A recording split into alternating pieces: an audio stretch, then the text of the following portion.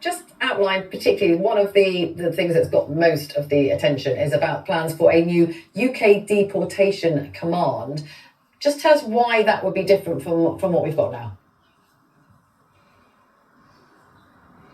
Hey, good afternoon. So look, today we talked about my priorities as Home Secretary if you vote reform and we get a reform government. Firstly, we'll secure our borders. Number two, we will deport those who are in this country illegally. We'll get the knives off our streets and we'll make people feel safe. And to answer your question with regards to why we need a new agency to focus on deportations, is because we've basically had open borders for years. Over the last 8 years, almost 200,000 people have turned up on our beaches uninvited. And that's just the people who have arrived via the channel. That's before you start talking about people who have overstayed. The best estimates out there at the moment academically about the number of people here illegally are well north of 1 million. It's very difficult because you're trying to count the uncountable. So we have to uphold the law. It's totally unfair that well north of 1 million people have basically broken into the country against the wishes and the consent of the British people. It's costing British taxpayers tens of billions of pounds every single year. That's why we're going to have to deport them.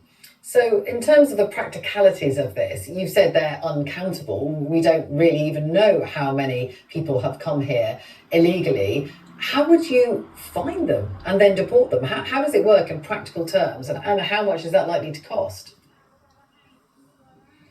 Well, the reason why it hasn't been counted so far is because there's been no incentive for any Tory or Labour government to count them, because they were the ones who left our borders undefended. In terms of how much it's going to cost, well, the good thing about this policy is it's going to actually be positive fiscally for the country almost immediately, because look, we're budgeting £2 billion a year for this programme, and it could be 3 times more expensive than we budgeted, and it would still be fiscally positive for the country, because the country is still spending. People watching this programme who are paying their taxes are currently spending more than £7 billion a year just on the cost of accommodation for illegal migrants, a portion of border forces costs, and some of the costs that are landed on local councils. That's before the cost on the NHS, the cost in all of the other areas of public services and welfare that the governments, Tory and Labour, have basically hidden from the British people. So this is an economic issue, but it's also an issue of law and order, and it's an issue of what is fair on the British people.